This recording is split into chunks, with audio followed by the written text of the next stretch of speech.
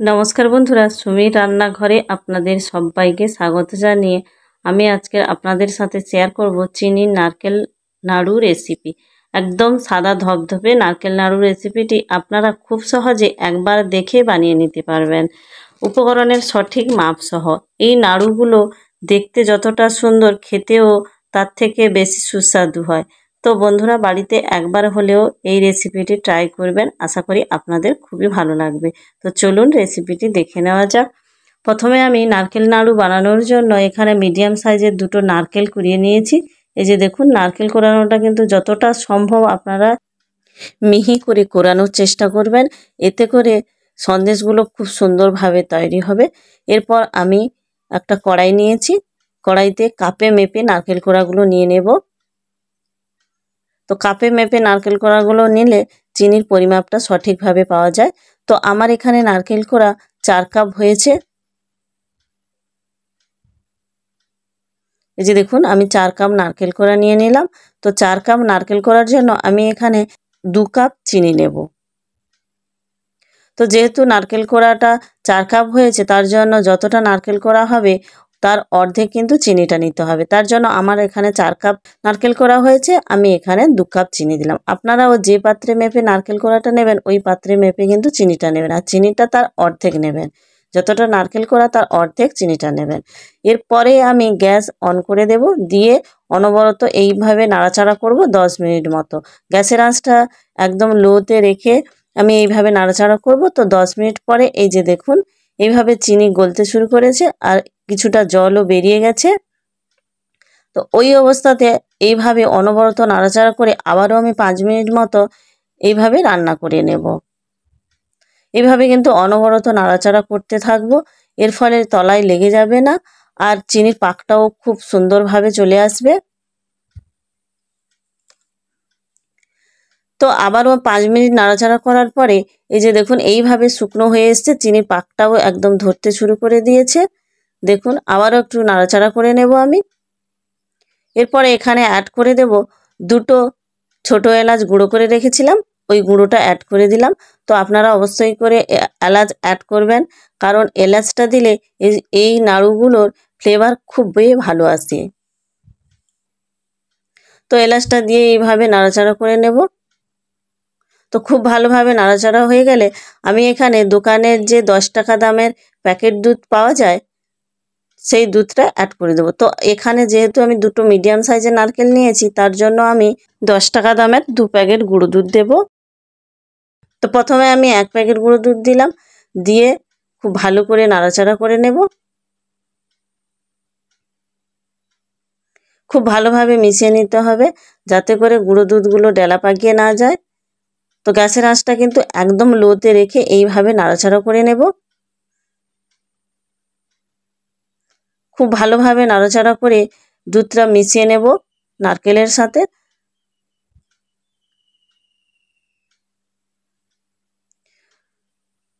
তো এই দুধটা খুব ভালোভাবে মেশানো হয়ে গেলে আবারও আমি 1 প্যাকেট দুধ দিয়ে দেব। তো আপনাদের হাতের কাছে যদি গুঁড়ো দুধ না থাকে, তাহলে চিনি আর নারকেল দিয়েও এই নাড়ুটা বানানো যায়।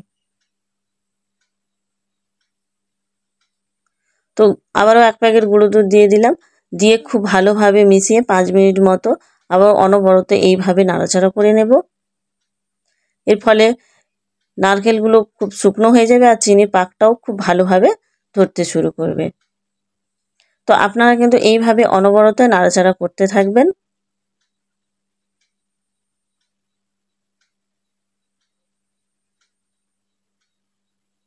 এই যে দেখুন, অনবরত এইভাবে নাড়াচাড়া করার ফলে নারকেলগুলো একদম শুকনো হয়ে এসছে। এই যে দেখুন, চিনিও একদম পাক হয়ে গেছে, আপনারা দেখে নিশ্চয়ই বুঝতে পেরেছেন।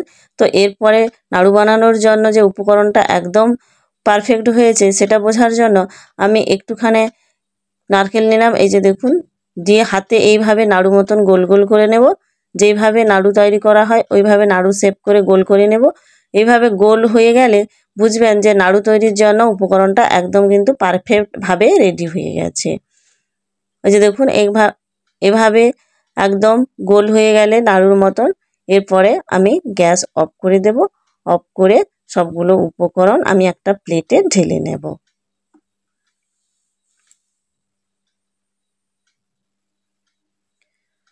তো এই যে দেখুন আমি একটা প্লেটে সবগুলো উপকরণ ঢেলে নিচ্ছি। তো এগুলো আমি খুব ঠান্ডা করব না, হাত দিয়ে মাখাতে পারবো এই রকম গরম অবস্থাতে কিন্তু নাড়ু বানাতে শুরু করব। তো খুব বেশি ঠান্ডা করতে যাবেন না, একদম ঠান্ডা হয়ে গেলে নাড়ু বানাতে কিন্তু খুবই অসুবিধা হবে। তো গরম অবস্থাতেই আপনারা নাড়ুটা তৈরি করবেন। তো এই যে দেখুন আমি একে একে নাড়ু বানাতে শুরু করে দিয়েছি। তো প্রথমে এই রকম আঙুল দিয়ে চেপে চেপে নাড়ু শেপ করে নেব।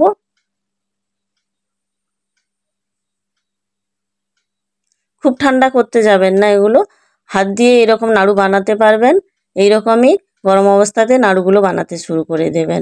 তো এইভাবে আমি আঙুল দিয়ে নাড়ু মতন গোল শেপ করে তারপরে দু হাতের তালুর সাহায্যে গোল করে নেব। এতে করে নাড়ুর চারিদিকটা একদম সমান হয়ে যাবে আর দেখতে কিন্তু খুব সুন্দর লাগে নাড়ুগুলো। এই যে দেখুন আপনারা দেখে নিশ্চয়ই বুঝতে পেরেছেন বন্ধুরা কতটা সুন্দর হয়েছে দেখুন। তো এখানে আমি মিডিয়াম শেপ করে নাড়ুগুলো করছি, আপনারা আপনাদের পছন্দ মতন এর থেকে বড় বা কিংবা ছোটও করতে পারেন।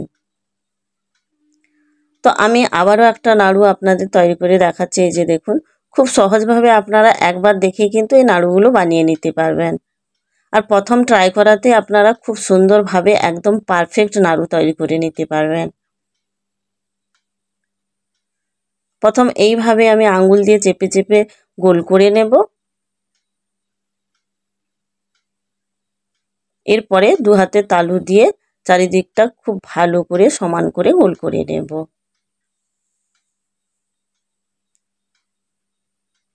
এইভাবে একে একে আমি সবগুলো নাড়ু তৈরি করে নেব। এই যে দেখুন বন্ধুরা কতটা সুন্দর হয়েছে দেখতে নাড়ুগুলো।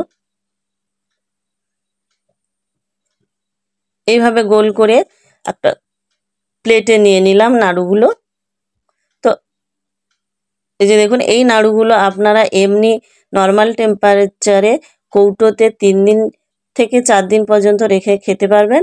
তাছাড়াও ফ্রিজে রেখে 7-8 দিন পর্যন্ত খাওয়া যায়। তো এরপরে দেখুন আমি একটা নাড়ু কেটে আপনাদের দেখাচ্ছি। এই যে দেখুন নাড়ুগুলো ভেতরটাও কতটা সুন্দর হয়েছে দেখুন। আমার বলার থেকে আপনারা দেখে নিশ্চয়ই বুঝতে পেরেছেন বন্ধুরা। আর এই নাড়ুগুলো দেখতে যতটা সুন্দর খেতেও তার থেকে খুবই টেস্টি হয়। তো আপনারা একবার হলেও বাড়িতে ট্রাই করবেন। প্রথম ট্রাই করাতে অবশ্যই আপনারা এই নাড়ুগুলো এইরকমই তৈরি করে নিতে পারবেন। আর একবার বাড়িতে ট্রাই করে কেমন হয়েছে আমাকে কমেন্ট করে জানাবেন। আর আমার এই রেসিপিটা কেমন হয়েছে অবশ্যই কমেন্ট করে জানাবেন। যদি ভালো লেগে থাকে একটা লাইক করে দেবেন। আর আমার চ্যানেলে নতুন হয়ে থাকলে অবশ্যই চ্যানেলটি সাবস্ক্রাইব করে আমার পাশে থাকার অনুরোধ রইল। তো বন্ধুরা এতক্ষণ আমার সঙ্গে থাকার জন্য আপনাদের অসংখ্য ধন্যবাদ। দেখা হবে আবারও একটা নতুন রেসিপিতে। ততদিনে ভালো থাকবেন, সুস্থ থাকবেন। নমস্কার।